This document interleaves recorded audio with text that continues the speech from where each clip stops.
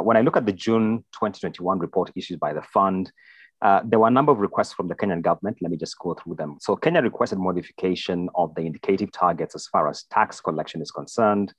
Now, considering how the country's ability to ramp up domestic revenue has been a pillar of the IMF program, has this request been approved by the fund? And if yes, what are the revised targets now? So you're absolutely correct that mobilizing domestic revenue through tax collection is a pillar of the authorities' approach in the program that we're supporting through the IMF's ECF and EFF arrangements. And it's also correct that in the first review, which was completed in June, based on the performance through April of last fiscal year, the program objective for last fiscal year, so fiscal year 2021, when it comes to tax revenue, was slightly reduced. And this reflected that while the authorities had taken very important policy steps and really had taken all of the policy steps that they had anticipated, the yields on some of those tax measures in the midst of the pandemic last fiscal year was, of course, a year that felt the full brunt of the effect of the pandemic. And so the yields on some of those measures were somewhat uncertain.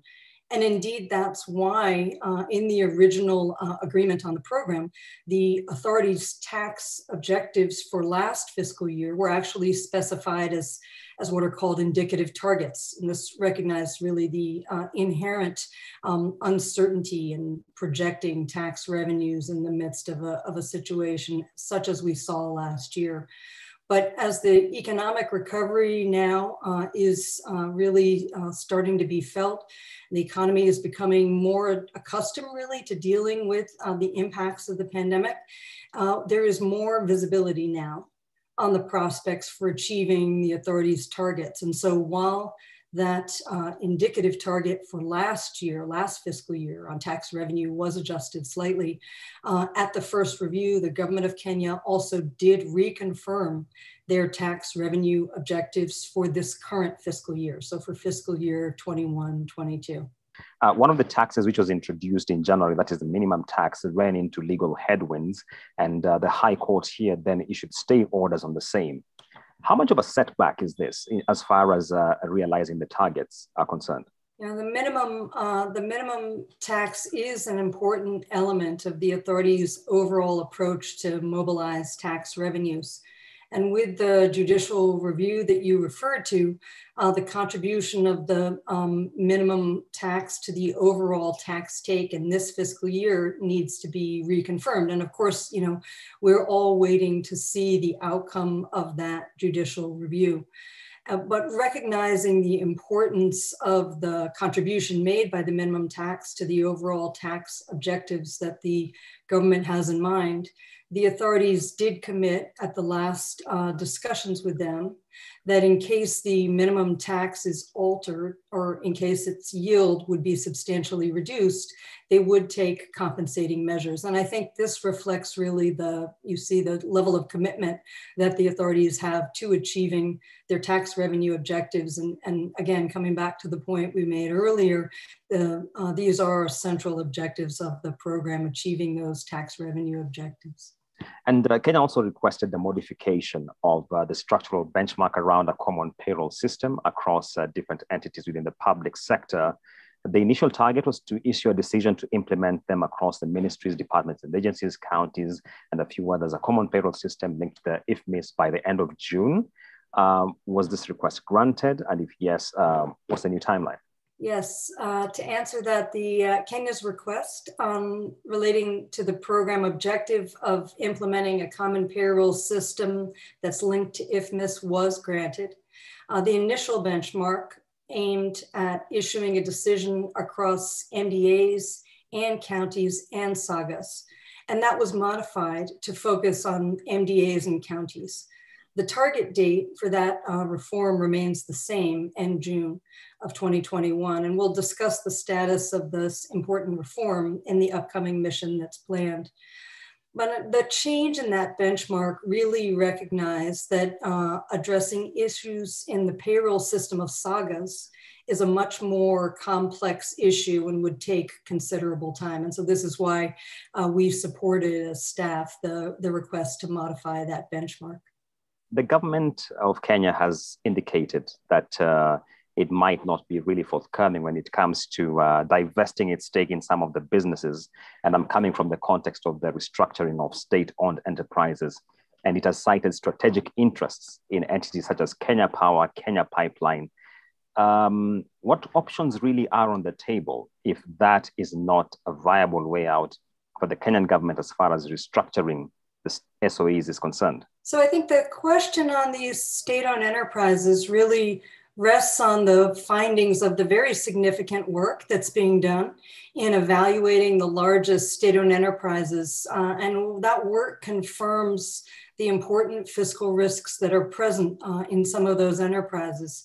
And this is obviously the result of the impact of the pandemic, but it's not only the result of the impact of the pandemic. And some of the issues with costs and revenues really do predate the pandemic. And I think what's been found by the very deep work that's been done by the government of Kenya is that the liquidity needs in some of these firms are really potentially quite significant. Their estimate is for 380 billion Kenyan shillings over 5 years in liquidity needs, but that's before taking account of any potential support for Kenya Airways. It's also, however, before taking account of any efforts by the entities really to address through their own efforts the challenges that they face. So I think the discussion now, and rightly so, is on the types of reforms that might be possible within the enterprises themselves to really, through their own efforts, address their challenges. And the objective of this is, of course, to limit the necessity of budget support to these enterprises. These are obviously difficult decisions on budget support. When it comes to that, there are also very important trade-offs that need to be kept in mind. However, the government of Kenya needs to support the expansion of the vaccination efforts. They need to continue through their own efforts to make progress in reducing the debt-related risks that Kenya faces. And they also, of course, intend to continue providing adequate support to the economy through the recovery. So, I think it's an important conversation. It's a difficult conversation, and I know it's one that's, being had right now in Nairobi. In March 2021, Kenya's Finance Cabinet Secretary, that's Ukur Yatani, he was speaking under the umbrella of the Coalition of the Willing African Finance Ministers, and he proposed that the World Bank and the IMF to consider reprofiling existing debt on a case-by-case basis for economies such as Kenya. Have any steps been taken towards this, considering it was being addressed to the IMF and the World Bank? Yeah, so I think that's an important question, and in a sense, it's a question that's a bit broader than relating only to Kenya. It really, I think, relates to the challenges that many countries in sub-Saharan Africa faced as a result of the pandemic. And on this question of what has the IMF done in order to support countries, especially with the challenges of debt service during the pandemic, I'd like to point out that the IMF has actually provided for those members which are the poorest and most vulnerable of our members, including a number of countries in sub-Saharan Africa. The IMF has provided debt service relief through what is called the Catastrophe Containment Relief Trust, or it's called the CCRT, Catastrophe Containment Relief Trust. And 28 of the most vulnerable and poorest members of the IMF have actually received grants through that trust, which in effect covers the debt service that is owed to the IMF for those members for this period of the pandemic. And that CCRT was actually expanded to enable it to cover debt service during the pandemic. early in 2020. So that's what the IMF has done to assist countries. Again, this is the poorest and the most vulnerable countries. Kenya, while being a low-income country, is still at a higher stage of economic development than some of the countries which have benefited from that relief. And so in that context, the IMF is not providing debt service relief to Kenya, but rather focusing its efforts on the countries that really are in the, have the most significant need for such grants to assist them with their debt service in the midst of the pandemic. In the April report, the IMF indicated that there was scope for greater exchange rate flexibility to absorb external shocks. Do you feel that the Central Bank of Kenya has navigated more towards or away from the desired flexibility in the management of the exchange rate? On the exchange rate, I would say, as a general matter, that the exchange rate has an important role to play in helping the economy absorb shocks. We saw this during the pandemic. I think the very beneficial effect that the exchange rate played as a shock absorber. And this is something that was seen in Kenya, but also seen in many countries around the world. I think it sort of reconfirmed the validity of the importance of the exchange rate in helping economies to absorb shocks. The exchange rate is also affected by capital flows. And actually during our last report that we issued in June, based on our discussions with the authorities in April, we did note that the inflows that had been associated with the infrastructure bond issuance in April had actually led to some strengthening of the exchange rate at that time. And I would just say that these kind of fluctuations are natural, and they don't really change our policy advice. So I think, our sense is that we reconfirm the overall approach that's being taken.